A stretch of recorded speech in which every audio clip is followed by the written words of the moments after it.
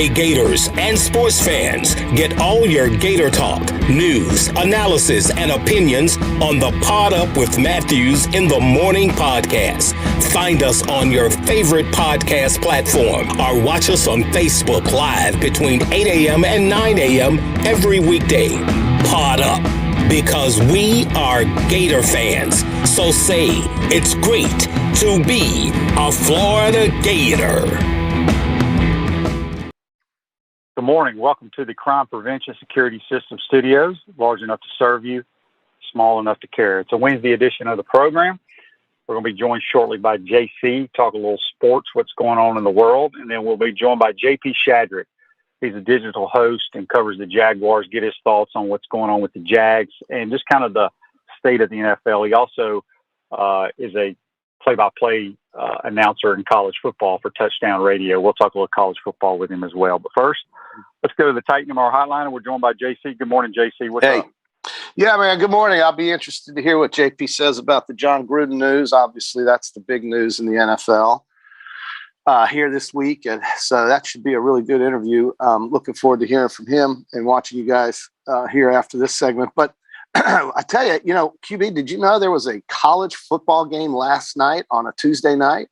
And well, I didn't realize that until I was flipping around watching baseball, and I was like, "What is this football game on?" And I mean, App State was favored, and they got just destroyed by the Raging Cajuns. 4 turnovers doomed Appalachian State, and they lost 41-13 to Lafayette, Louisiana, University of Louisiana, and it was 20-3 in the first quarter. These Tuesday night games, so I'm curious how these teams prepare.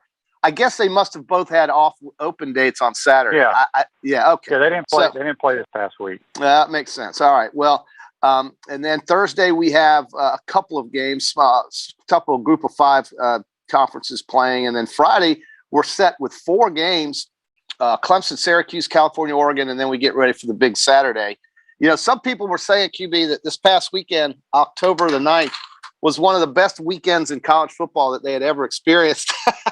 Now, I would say probably for folks who rushed the field and had a huge day watching their home team play, that would be true. But it seemed to be that the national consensus was that last weekend was one of those rare weekends where so much interesting things happened. And obviously it was capped off by that Alabama game. But, we had the Iowa-Penn State game. We had the incredible game in Dallas with Texas and Oklahoma and a couple of other really good games. So, last weekend, if they can top that, it's going to be quite a memorable October for a lot of these schools there, QB. Yeah, not only just in college football, but I thought pro football was amazing as well. JC, I want to get your thoughts on the whole John Gruden thing. I haven't really followed it closely, but I listened to a couple of, whether it was on ESPN or what have you. But, I think the NFLPA now is asking for the release of all the 650,000 emails. And people may not know about this because I don't know a lot about it either, but they were investigating the Washington football team and just kind of came across these emails that Gruden sent to his buddy Bruce Allen. Mm-hmm. Look, I understand totally what they had to do with Gruden. I don't disagree with what they did, but there's got to be more to the story here. I mean, they're investigating the Redskins for a lot of issues with that organization, and nothing came out about the Redskins. It just doesn't make a whole lot of sense to me. Well, all I can say is that owners run that league, and the commissioner works for the owners, and just the owners, basically. And the players work for the owners. So I guess by default, the players work for the commissioner. But at any rate, I think there is probably a lot of what's not known here. We're talking about an employee of ESPN that was fired over emails that happened 10 years ago. We have so much email controversy in our society today. There's certainly not a uniform standard over what is acceptable and what's not. I'm not denying that John Gruden made some really bad decisions in some of those emails, but personal emails are personal emails. And somebody obviously had something out for John Gruden. That's what I think. I think somebody was out there to get John Gruden. It could have been the Oakland Raiders, the Las Vegas Raiders, not wanting to get out, wanting to get out of that $100 million contract over 10 years. There's so many theories out there as to why this happened so suddenly and why it happened so quickly. And the Raiders were an organization that started the season off 3-0. Now they're 3-2 without their coach anymore. And, a lot of folks are very offended and a lot of folks are upset. And that seems to be the way the world is right now. It's a world of a lot of offended and upset people. That's kind of how I look at it. Do I agree with John Gruden and his sentiments? It's not important. But I do think that he made some bad decisions and it's cost him his job. But a lot of people have, and they're still working too. So I don't know if one thing leads to another is the same for everyone. But in this case, it was all the Raiders needed to get rid of them, and they did. Yeah, and it's interesting. If you really look at John Gruden's record in the National Football League, it ain't great. It's not that good. It's not good at all. It's not good at all. And, a lot of people, he did win a Super Bowl with the Bucs, but he won with Tony Dungy's team, and you got to give him credit for that. But he hasn't had much success in that league. I did see where the Bucs took his name down from the Ring of Honor. Oh, boy. Yeah. Yeah. Well, so this is, you have to be careful out there, folks. You got to know what you're doing. Got to know what you're saying. This world is different than the one 30 years ago. And whether that's right or wrong is for other folks to decide. And I certainly think that John Gruden has really tarnished his reputation and legacy. And it's going to be hard to come out of this. I just think also that the Raiders decided that this is not the guy they want for 10 years and pay $100 million to. Somehow I think that all is where it started. I think either Mark Davis or somebody decided, because it seems premeditated to me what they did to him, meaning that I think they needed to dig some dirt up on him and figure out a way to get out of this contract. Whether they did or not, I don't know if the contract's still in force. That's a big one, 10 years, $100 million. And maybe they just didn't want to pay it. I don't know. I really don't know. I don't know how this just pops up into the news feed right now, but it did. And that's the end of him.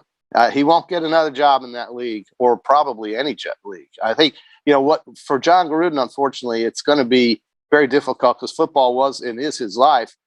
And money, I think, gets secondary when you have that much. It becomes almost secondary because you stop counting it. It's just so much. And he's got a lot of it, but he's not going to be able to work in a professional capacity, probably in football. So that's the bigger problem he's going to have, is trying to reconcile that, I think.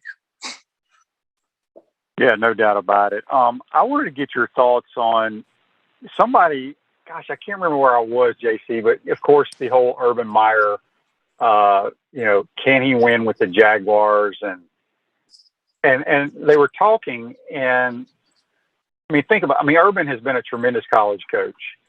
Yeah. But people were asking, well, how good of a coach is he really? Because people think he's a better coach than Coach Spurrier because he won 2 national titles, but he was, in my opinion, he was a tremendous recruiter and motivator, which goes a long ways at the collegiate level. That does you no good in the National Football League. Coach Spurrier's first year at a screwed up organization went 7-9 with a bunch of slappies at quarterback. And Redskins. Yeah. So, I don't know if the Jaguars can win a game. I don't know if his coaching style will work at that level, because nobody cares about all in that locker room, nobody cares about all those little tactics that you use in college football, because you have the rosters are from 21-year-olds to 40-year-olds. And football that I can think of off the top of my head here at 8:15 in the morning was Pete Carroll. He's the only one. And, he's he had some experience in the National Football League too, though. Yeah, he did with the Jets. I agree. I think Pete Carroll's a better coach than Urban Meyer. If you're talking about just coaching, or if you're talking about being a master motivator, Pete Carroll, I think, could blend both of those, where Urban Meyer's finding some difficulty with it. I don't know why the Jaguars didn't improve themselves more than what I thought they could have with the free agency and all the draft picks. I think they thought they drafted well, and I felt they did. It may just take a couple of years to get this roster competitive in this league. They do play in what I would say is just an average division. So I would think that, at some point they're going to turn the corner, I would think. But, Urban, as far as his success in college, at Florida, and he got some help in 06 and won that championship, but those were close games. In 08, I think he had his best team. I think that was the better of the two teams, even though both were champions. And then, what Spurrier did in the 90s, when you bring up the comparison, was just a consistency that lasted longer than Urban Meyer's. Urban Meyer, when he left Florida, I saw some decline in that team at Florida. And with Spurrier, it seemed like it was maintained year after year after year after year.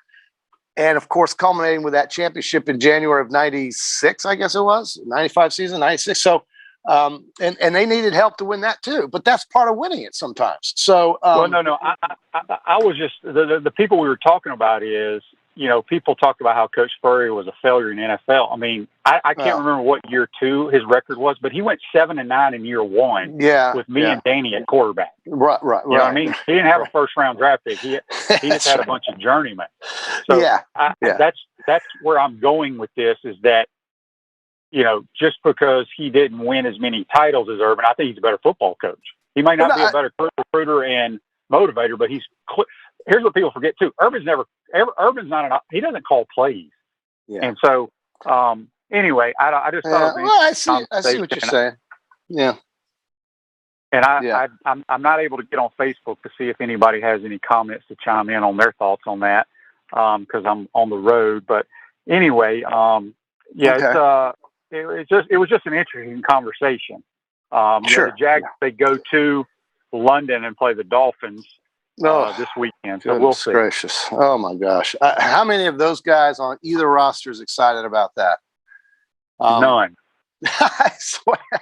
I mean, that is gotta be just absolutely miserable. But I guess if you're going to be miserable, you might as well get paid to be. But they're also talking about now trying to expand a game or something like that into Germany, for goodness sakes. Jeez. So, I mean, I guess this is what Goodell wants to do. I don't know. I think it's a shame that the fans get cheated of a home game, when one of these teams has to go to London. But I know why they're doing it. They're trying to expand, make money, blah, blah, blah, blah, blah. That's fine. Navy and Notre Dame was supposed to play in Ireland, then COVID hit. I guess that's a novelty. But to me, I know these guys, and I guess you would agree, they're not really thrilled about the trip. No player wants to do that. Turn your car or truck into a rolling billboard for your business or brand with an eye-catching vehicle wrap from Wrap Spot.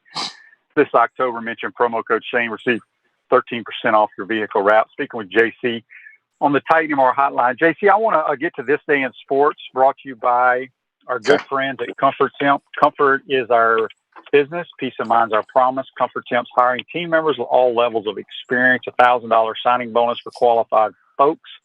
Give them a call, 352-376-2366. This day in sports, JC, in 1921. Oh, okay. This is the World Series. The Giants beat the Yankees at the Polo Grounds for a 5-3 series win. It was the final World Series played in the best of 9 format. Can you imagine the best of 9? That's that, but I would guess back in those days they didn't play as many games during the season either. But best of 9 is quite. There weren't many teams really, and they didn't have any team. Correct, right? So that's 5-3. That was a slugfest. So speaking of that, baseball. Baseball. Everybody has moved on except we got Game 5 tomorrow night between the Giants and the Dodgers. The winner will face the Atlanta Braves. The American League Championship Series is set with the Red Sox and the Astros. What do you think about the teams that are left? Well, I tell you, I like to root for teams, right? As you know, I love the Yankees. That's my favorite team. Who are you on the bandwagon right now with? Right. So on the bandwagon, if you can see me, I have the Atlanta Braves hat on, and I have a SMU Ponies sweatshirt because they're 5-0. So I'm bandwagoning with them because in the order, it goes Yankees, and then it was the Rays. The Rays got screwed, so they're out. And now it's the Braves. And if the Braves lose I probably won't even watch the World Series because the American League with Houston and Boston, I'm not really fond of Houston, and you know how I feel about the Red Sox. So I'm really running out of teams here, QB. I'm running out of teams. I'd like to see the Braves because Freddie Freeman has been a consistent player, and he's one of those guys you really love. if you watch baseball. I mean, everybody likes Freddie Freeman, I would think, anyway. And the Atlanta Braves are, that's a team I've gone to watch play, and they've done a great job of locating where they play from Fulton County down in the south up to the northern part of the town, where it's a lot more fun. It feels more safe. It's a lot more energized, and it's easier to get to. So I certainly like that area, and I like the Braves. So I'm going to root for the Atlanta Braves. I really, the Dodgers and the Giants are a great rivalry. It's a great series. It's only fitting that would go 5 games. Everybody knew the Dodgers were going to win last night. And so, and then what the Astros did, they've just quietly moved and taken care of business. And I was surprised that the White Sox got bombed like that in 4 games. So, the one game that they won was a convincing win, but the Astros dominated that series. So, well, Astros probably have the best lineup. Yeah, they're pretty good. Batting. They're pretty good. It's interesting because I don't watch any Major League Baseball in the regular season. I grew up loving baseball and following it until I went to college when I stopped playing. But I watched a lot of the games here the last few nights. Mm-hmm. I bet I couldn't have named. But let me back up. I bet I only knew maybe one player on every team. Yeah, that's right. Well, I mean, they come to the plate. I'm like, who is this guy? Where'd he come from? But if you don't follow it, these guys come from all over the world and all over these minor league programs. But I mean, think about it. I was watching the Milwaukee Brewers. I'm like, okay, I've heard of Yelich and I've heard of Lorenzo Cain, but not one of these other dudes I've ever heard of. Same way with the White Sox. Yeah, sure. I don't follow it either, QB. I mean, it's on every night during the summer. There is some overkill to it to where you just basically don't. I mean, it's not special like it used to be in my mind when you had the game of the week on Saturday, then you had Monday Night Baseball. And that's what you had. Now, some folks love it every night on TV. I mean, that's great. And if that's improving, that's fine. But like you, I also don't know. I mean, I remember when the Royals won the World Series not that long ago, and you and I were talking to each other watching this game, like, who the hell are these guys playing? Like, who is Eric Cosmer? Who is Eric Cosmer? Who is Salvador Perez? I mean, who are these guys? Well, Perez now just happens to be the catcher who's hit more home runs during the season than anybody. But at the time when they were winning it, you and I didn't know who these guys were. Nobody did. Eric Cosmer? Who is that? So, I mean, but good, and all those guys. Moustakas, So we got a text on the Titan MR text line here. It's from Gary. He says the Jaguars will hire Bill O'Brien next year to help Trevor Lawrence. Look, there's way more issues on that football team than Trevor Lawrence. Yes, I mean, 1,000 more. He ain't the problem. I mean, he's going to throw interceptions, but they got way more problems on that team than their quarterback, in my opinion. I don't think Bill O'Brien would go work for a guy that's, you never know how long he's going to be around. I mean, at some point, how often do you pick up your family and move around? I mean, certainly, I think Bill O'Brien's an NFL guy and will eventually go back, probably as will Doug Marrone.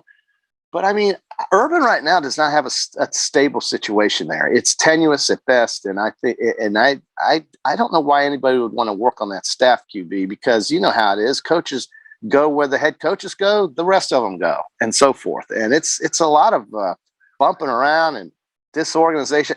I just think that Urban's going to have to do it with what he's got. I can't imagine Bill O'Brien picking up and leaving to go to Jacksonville. I can't imagine that. Yeah, I don't see that happening either. But you never know. You never. All right, JC. Let's switch gears to a little college football. Okay, good. I got a little trivia. I like to give you trivia questions here sometimes on Wednesday. Okay.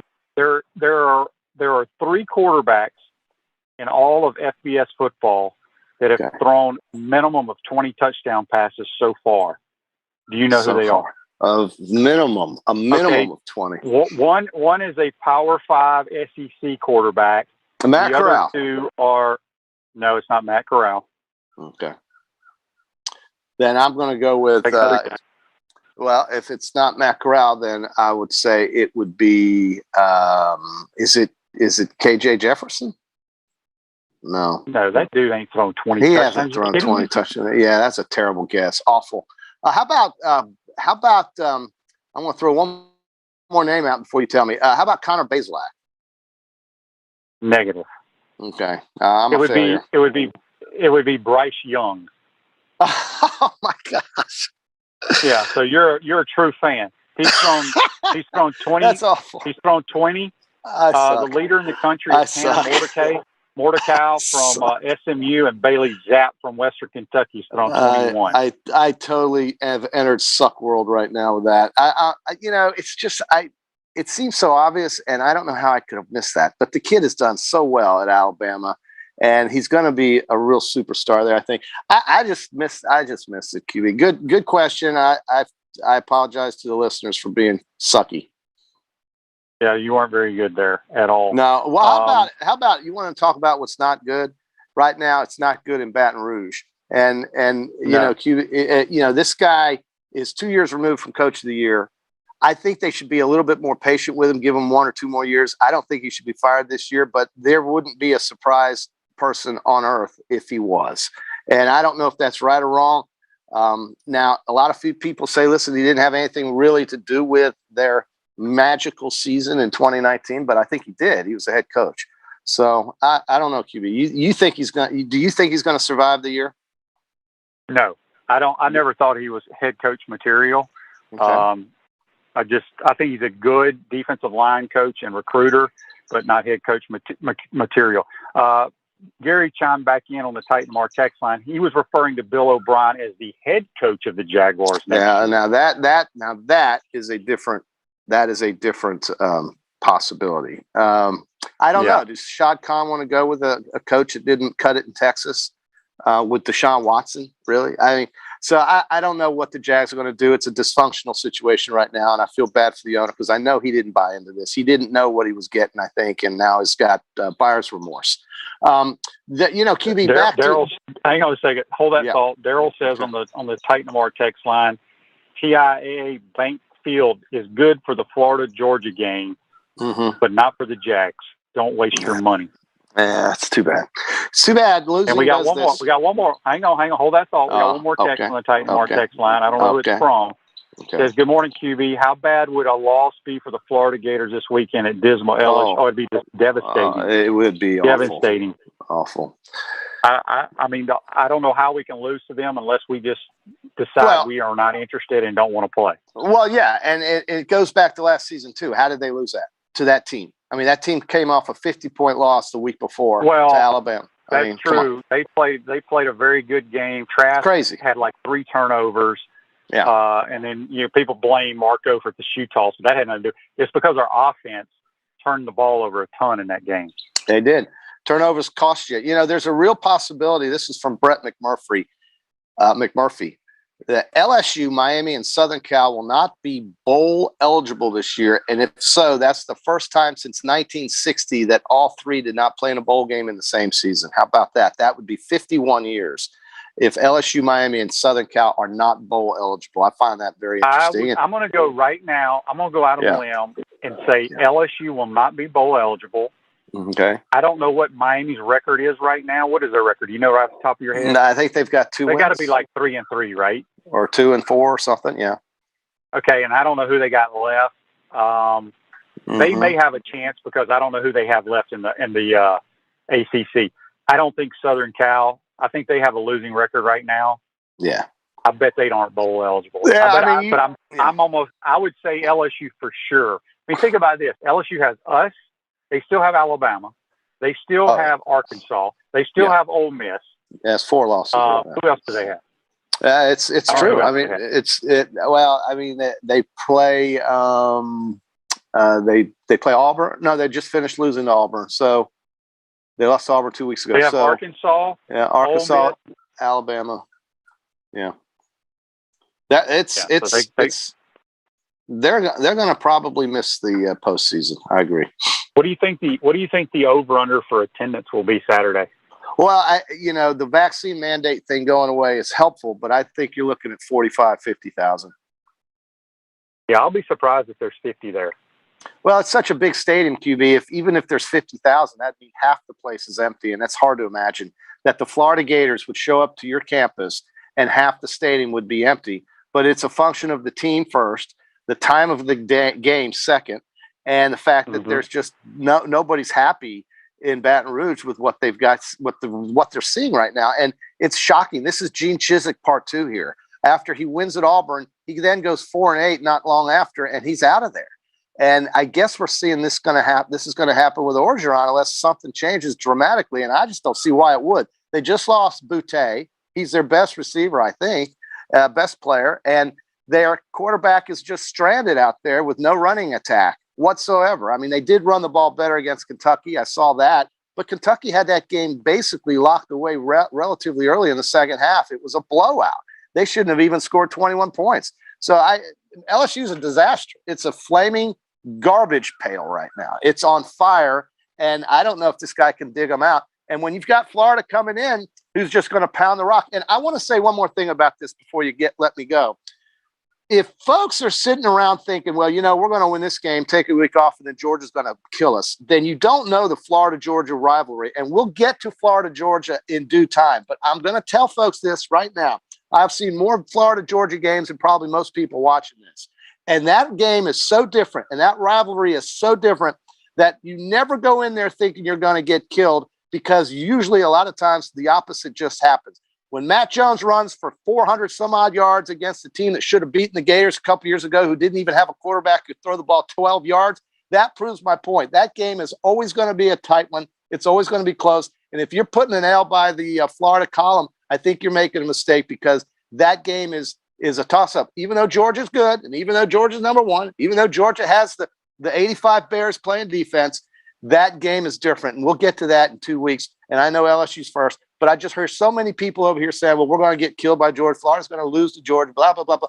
They don't know the history of that game. And you can talk about it as well. I mean, you won 4 straight times against that school, and that school was dominating Florida at the time. And things changed in the 90s. And I don't think it's that much different today. I think that game is always going to be tightly contested. And a lot of times what you expect to happen doesn't happen in Florida, Georgia. Georgia's won plenty of times when Florida was a massive favorite as well.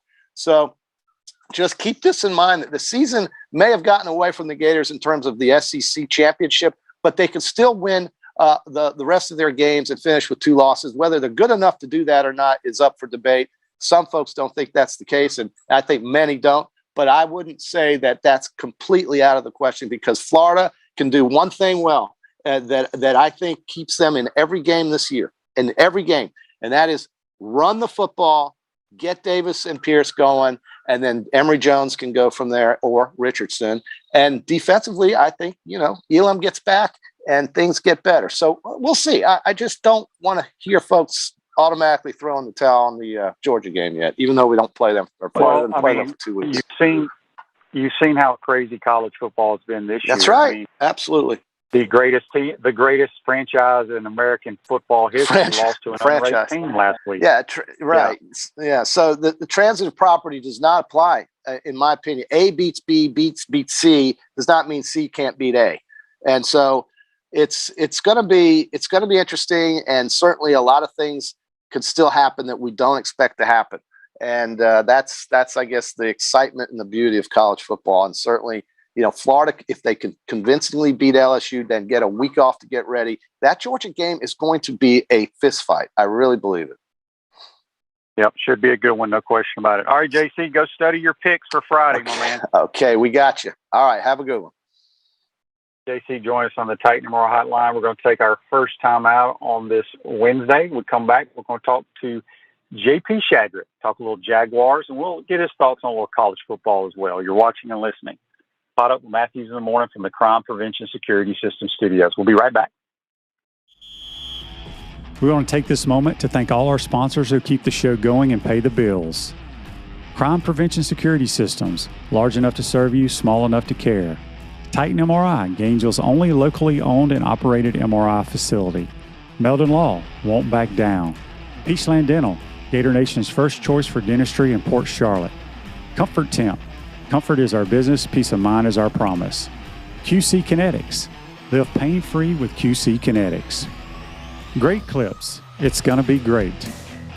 Our Gridiron sponsors are Auto ER, UF Bookstores, Celebration Point Town Center, South State Bank, Chris Doring Mortgage, Silverback Concrete Co. Some of our touchdown sponsors are Campus USA Credit Union, Adams Rib Company, Doreen Wiebe Realtor, Caldwell Banker, MM Parish, Gator Dominoes, Celebrate Primary Care, Gator Bait Media, Wrap Spot, Okito America, Gators Dockside, Style Cuts, Big Mills Cheesesteaks. If you are interested in promoting your business on the show, visit potupwithshane.com and click the advertise button. Again, thank you to all the great businesses that support the show. If you like what we are doing here, make sure you follow us and support the businesses that support us. Visor's Tailgate and Rooftop Bar, located on top of Spurrier's Gridiron Grill in Celebration Point, is now open Thursday through Saturday. Visor's covered open-air bar is the perfect place to gather after work or meet up with friends. You'll love the handcrafted cocktails and elevated shareables available every Thursday through Saturday. Visor's Tailgate and Rooftop Bar is perfect for fans of great food, great drinks, and great weather. Visors not required. High spirits are highly encouraged. Visit spurriers.com/visors. Welcome back to the Crime Prevention Security System Studios, large enough to serve you, small enough to care. Center State Bank is now South State Bank. They still put business first. We understand that small businesses need a community business partner that they can rely on. South State still has 4 convenient Alachua County locations. South State Bank, banking forward, member FDIC. We're now going to go back to the Titan Tomorrow hotline, and we're joined by JP Shadrick, senior reporter host for the Jaguars Digital Network, also a play-by-play voice of Touchdown Radio. And yes, he is a graduate of that one school there in Tuscaloosa, Alabama. Good morning, JP. How are you, my man? Shane, good morning. It's nice to talk to you always. We're trying to get something done here in Jacksonville on the football field. It hasn't gone the positive way yet this year, but there's a lot of games left. There is some improvement in areas. And then on the college football side, it's crazy. We're darn near halfway home in the regular season. So there's a lot going on these days. There really is. I want to start with the Jaguars first. They're sitting at 0-5. Now they have to travel across the pond and play a game over there. First of all, it seems like, obviously the Jags play over there every year. As a former player, I would hate this trip. Is that how the current players feel?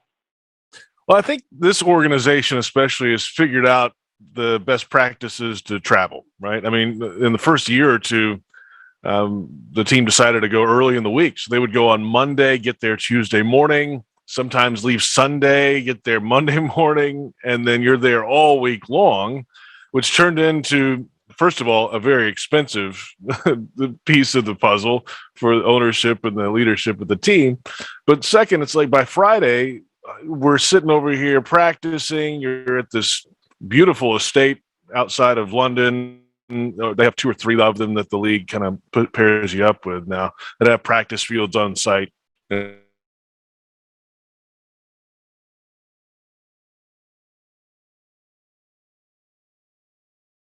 all that, but you're there later in the week. So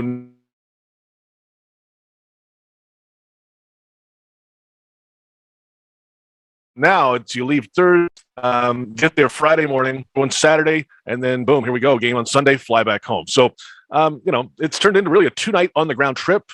If you sleep on the way over, you're fine, especially fine by Sunday. It takes a day or so, but you got to sleep on that plane going over.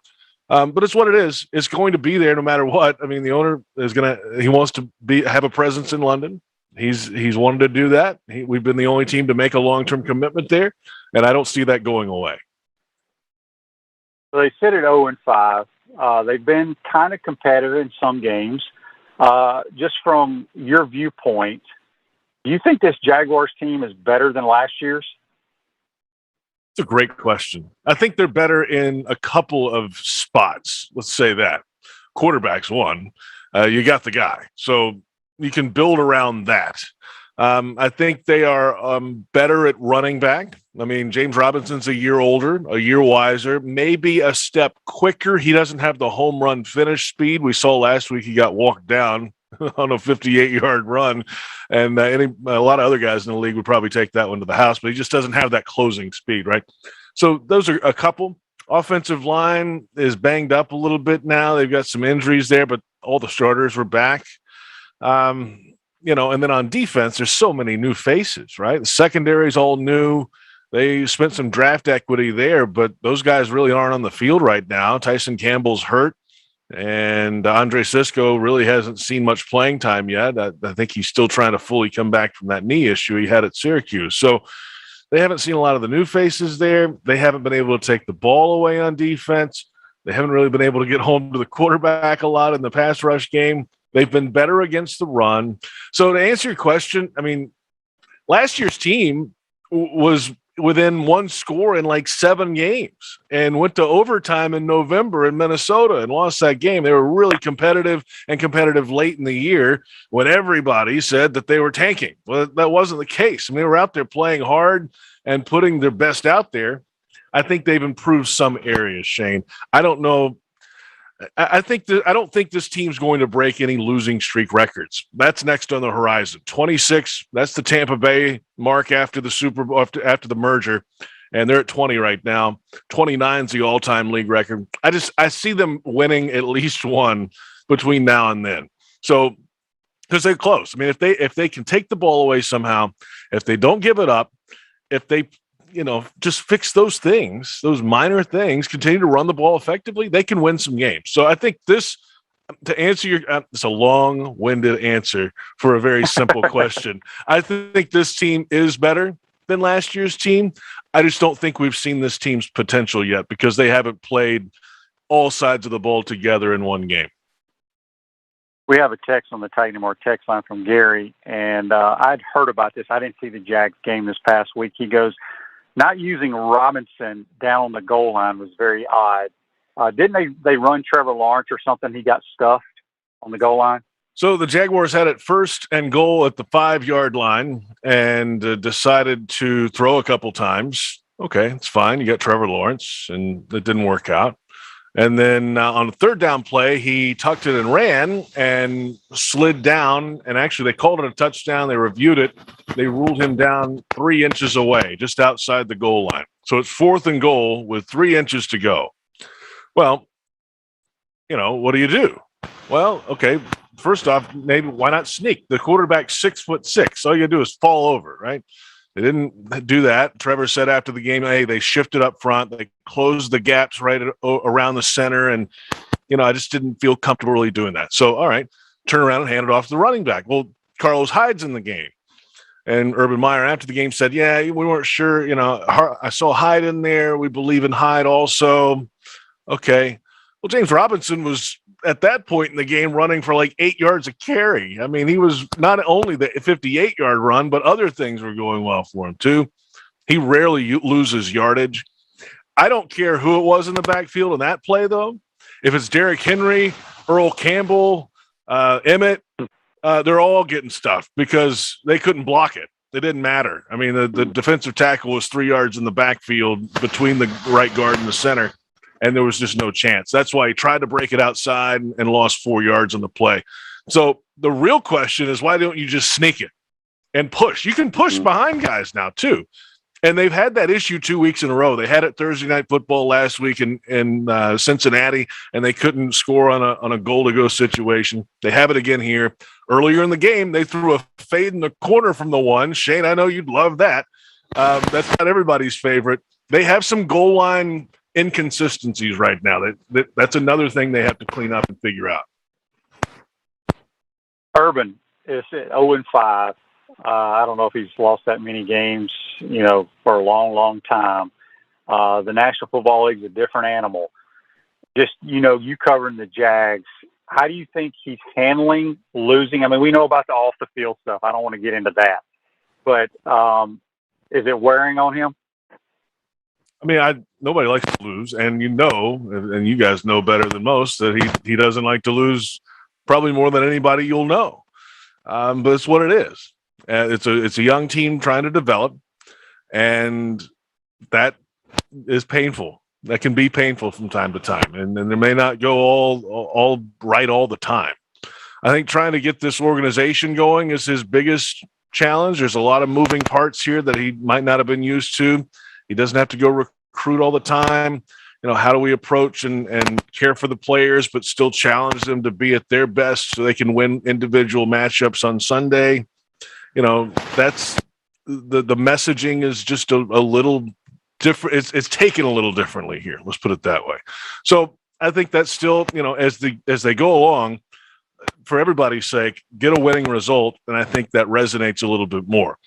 You start scuffling, and then all of a sudden, if middle of the season comes and the results just aren't there, and it's just maybe getting worse or whatever, that's a worst case scenario, then that's not a good sign for anybody. I think it is wearing on him a bit. You can just tell, just the way he is in the press conferences, and at the start of the year in training camp, he's sure and strong and ready, and as the weeks go on, the grind of the preparation and getting everybody ready to go, it's not there at the end of the day on Sunday at 4:00 when the game's over. And that's just a devastating result for him. And it's not any fun for anybody else. So to answer your question, yeah, I'm sure it is. It has to be. We talk to him every week on the Urban Meyer show, and he tries to rebound and get ready for the next week. And that's the only thing he can do.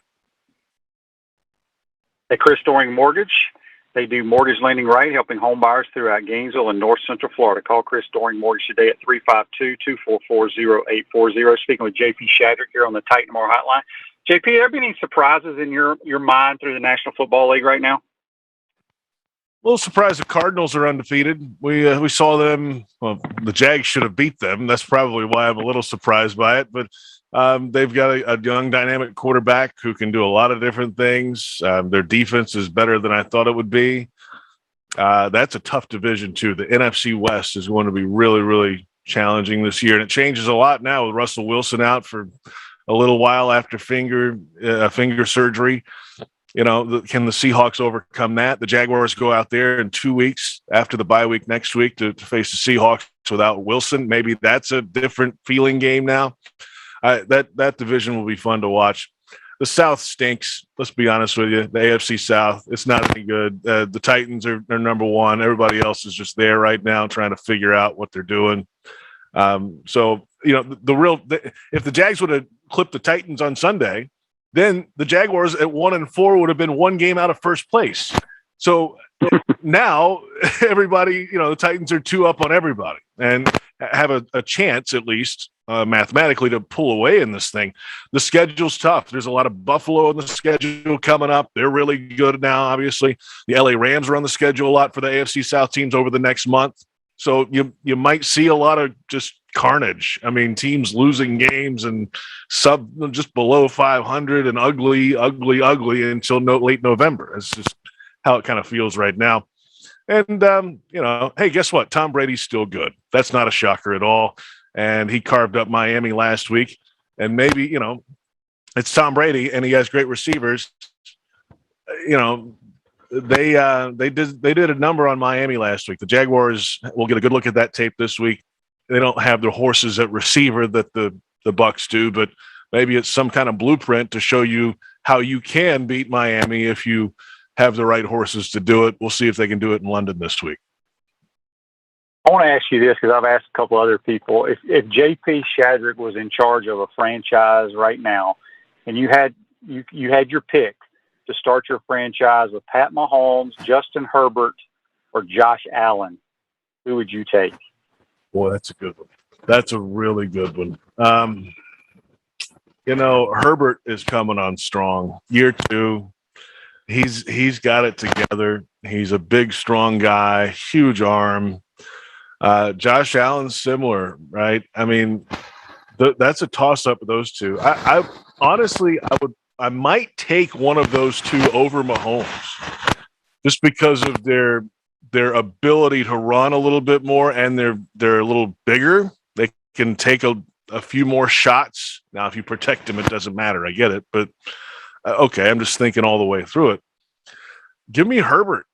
I mean, he's red hot right now. And if I said that and we played against Josh Allen, my so-called franchise that I'm running right now, then Allen would probably light me up for 5 touchdowns because I said that. But that's okay. Give me Herbert, I think, of those 3. Yeah, you can't go wrong with any of them. JP, before we let you go, I want to switch gears a little bit to college football because you do a lot of work for Touchdown Radio. You call some games play-by-play. Do you think, college football is kind of wide open right now with Alabama losing. Obviously, Georgia's the unanimous number 1 team. But don't you think this transfer portal has really made college football exciting, and there's a lot of parity now? Oh, it's darn near free agency is what it is, and you have to recruit 365 days a year now, Shane. I mean, you can't just get a kid there. Oh, you're here and you're third on the depth chart, and see you in 4 years when we hand you your degree. No, if a kid's not happy, if for some reason there's a slight or he feels like, okay, we may not have a shot here, but this other school has an opening, boom, we're gone, right? That changes the whole dynamic of how you day to day keep players involved, ingrained in your program, and give them something to shoot for all the time. So the schools that adjust the best to that, I think, can kind of figure this thing out. We're talking about Alabama. You said they just lost, but it feels like Nick Saban is a guy that can handle this type of transition because he's already had this type of transition. They've already had to do this because guys sit on the bench for 2 years and then they play for a year and then they get drafted in the first round, because they had to sit it out and wait through the process. So he feels like he's a step ahead on that because he has a blueprint to show players that if you're patient and you work out here, we'll make you an NFL prospect. That's a huge selling point. Other schools might not have that in place yet, and they're trying to scrap for guys. For example, and another example of a school that's using this the right way to get guys to come to them, Michigan State. Mel Tucker is building a program there. It's the second year. They don't have horses right there now. I mean, he's had to go out and cherry pick guys. He's got the running back from Wake Forest, who's a really good player. There's a bunch of transfer guys that came in this year that are contributing, and they're undefeated. And if they get to November and they're all of a sudden they clip Michigan, they got Ohio State later. That's a tough one, but they're building something there. And a big reason why is because they were able to bring guys in on the transfer portal, bring them together as one, and start building a program. So it can go both ways. Yeah. No, now you're going to be in studio this week, or are you going to overseas as well? Well, we're in studio this week. So our radio crew for the Jaguars is staying in Jacksonville this year. They're calling it off a TV screen. I'll be in studio for pregame show, 3 hours, and then 2 hours postgame. We're on the air, Shane, if you want to get up and join us, 6:30 a.m. Sunday for the Publix tailgate show in Jacksonville. So a 9:30 kickoff, breakfast with the Jaguars on Sunday, and then I'm in studio Saturday as well for Touchdown Radio doing scores and halftime there. We've got Oklahoma State, Texas this week in Austin. Brett Dolan will do the game with Gino Torretta this week. I'll be back on Touchdown, I think, in late October, and then a few games in November as well, doing college games. So it's a fun mix, man. And this is the first time I haven't gone to London with the Jags. It's a little different being here for it, but the climate these days, we can't fly with the team now. So there's commercial flights and things and testing. If you test positive there, you're stuck for 10 days. There's a lot of kind of things around the reason why we can't this year. Makes perfect sense. You got Fred Taylor on with you, right? Yeah, Fred's post game. He's on with us the first hour after post game on the network, and he does a good job. He kind of tells it like it is now. He's not going to hold anything, and I think over the years he has come to craft his opinions and responses because he understands what kind of weight they carry here at Jacksonville, and I think he's grown much more comfortable with that over the years. He's been really good for us, man. It's great to have him involved every week, and I always enjoy talking football with Fred because he can dole it out, and you can learn a lot from Fred Taylor if you sit there and listen to him. He's a good one of the all-time greats. Well, JP, we appreciate you taking the time to join us, talk a little sports, and hopefully Jaguars get a victory here pretty soon, my man. Yeah, I hope so too. Yeah, that would be nice. 20 in a row. I'm going to tell you, we're kind of kidding. It's not a joking matter. It is not good it's not fun at all. I wouldn't wish it on my worst enemy. And because it permeates through your entire organization. Whatever happens out there, I know it's a new regime now, 20 in a row. Don't want to be on that side of history. So let's break this streak, Shane, and thanks for having me, man. I appreciate it. Absolutely. Take care, my man. That's JP Shadrick. Join us on the Tight Number Hotline. You can follow him on Twitter at JP Shadrick. Going to take our final timeout. Come back, wrap up this Wednesday edition. We want to take this moment to thank all our sponsors who keep the show going and pay the bills. Crime Prevention Security Systems, large enough to serve you, small enough to care. Titan MRI, Gainesville's only locally owned and operated MRI facility. Meldon Law, won't back down. Peachland Dental, Gator Nation's first choice for dentistry in Port Charlotte. Comfort Temp, comfort is our business, peace of mind is our promise. QC Kinetics, live pain-free with QC Kinetics. Great Clips, it's gonna be great.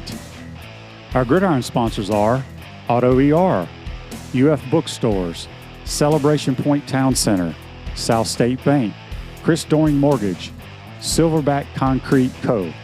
Some of our touchdown sponsors are MB Listing, McDonald's of Gainesville, My IT Masters, Gainesville Neon and Signs, 84 Lumber, Tropical Smoothie Cafe, Avera and Smith, Dowling Signs, Baker's Sporting Goods, Ruse Ogra Agent, State Farm Insurance, Silver Cube Billiards and Sports Bar.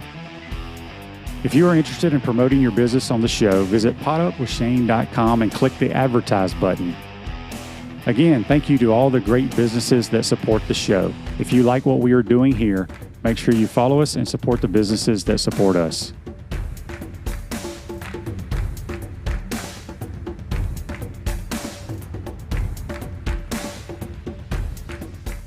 Visor's Tailgate and Rooftop Bar, located on top of Spurrier's Gridiron Grill in Celebration Point, is now open Thursday through Saturday. Visor's covered open-air bar is the perfect place to gather after work or meet up with friends. You'll love the handcrafted cocktails and elevated shareables available every Thursday through Saturday. Visor's Tailgate and Rooftop Bar is perfect for fans of great food, great drinks, and great weather. Visor's not required. High spirits are highly encouraged.